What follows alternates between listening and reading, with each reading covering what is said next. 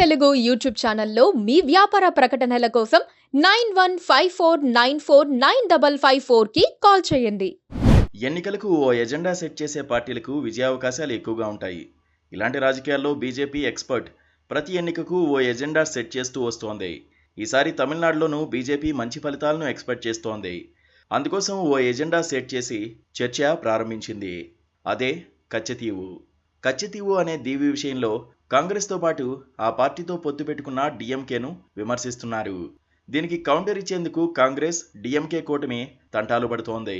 ఇంతకీ ఈ కచ్చతీవు కథేంటి?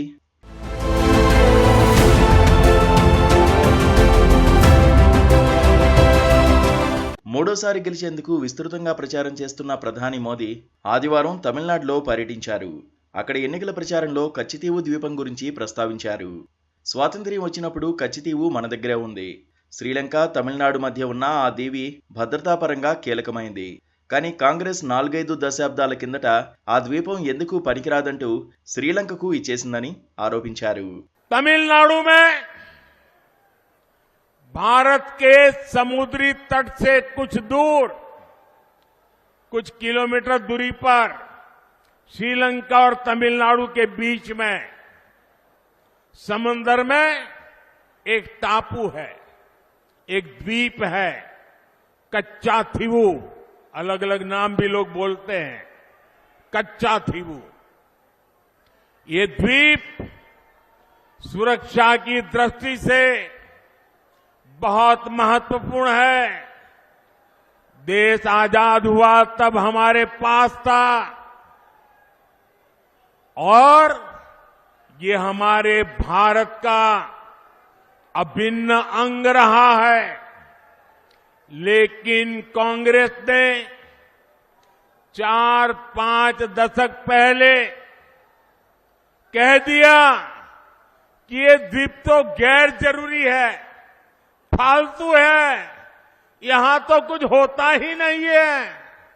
తమిళనాడు మత్స్యకారులు ఆ ద్వీపం వైపు వెళ్లినప్పుడు లంక అధికారులు అరెస్టు చేస్తున్నారు, బోట్లను జప్తు చేస్తున్నారు. కాంగ్రెస్తో పొత్తు కట్టిన డిఎంకే లాంటి పార్టీలు కూడా ఈ అంశంపై నోరెత్తడం లేదని మండిపడ్డారు. మోదీ ఈ అంశాన్ని వ్యూహాత్మకంగా లేవనెత్తారు. తమిళనాడులోని రామేశ్వరం సమీపంలో భారత్, శ్రీలంక భూభాగాల మధ్య ఒక చిన్న ద్వీపమే కచ్చతీవు. ప్రస్తుతం శ్రీలంక ఆధీనంలో ఉన్న ఈ ద్వీపాన్ని తిరిగి భారత్లో కలపాలని తమిళనాడు నుంచి చాలా ఏళ్లుగా డిమాండ్లు వినిపిస్తున్నాయి. మరి సెంటిమెంట్ రాజకీయం చేయడానికి అంతకన్నా ఏం కావాలి?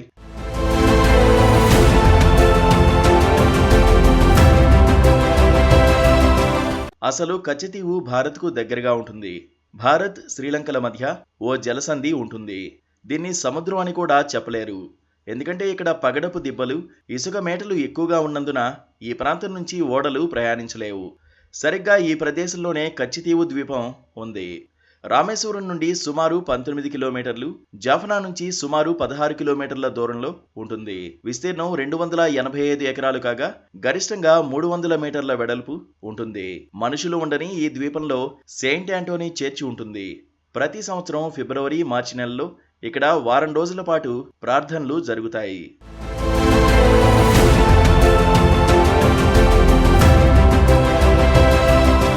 ఈ దీవి గురించి భారత్, శ్రీలంకల వివాదం ఉంది. 1974-76 మధ్య నాటి భారత ప్రధాని ఇందిరాగాంధీ, శ్రీలంక అధ్యక్షురాలు సిరిమావో బండరునాయకల మధ్య చర్చలు జరిగాయి. సముద్ర సరిహద్దు ఒప్పందంపై వీరిద్దరూ సంతకాలు చేశారు. ఈ ఒప్పందంతో కచ్చతీవు శ్రీలంక ఆధీనంలోకి వెళ్ళింది. కానీ తమిళనాడు ప్రభుత్వం ఈ ఒప్పందాన్ని వ్యతిరేకించింది.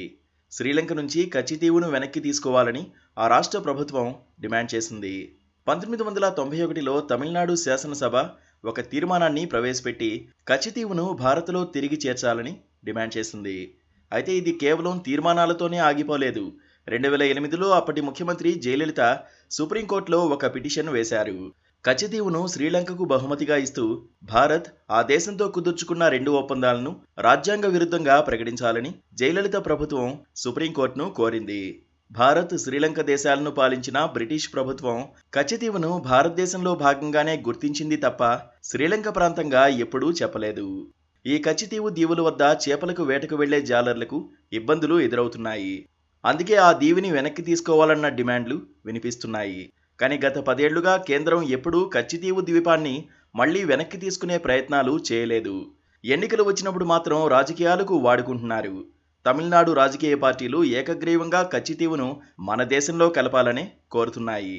మరి బీజేపీ దీన్ని రాజకీయం చేస్తోంది. చివరికి ఏ మలుపు తిరుగుతుందో.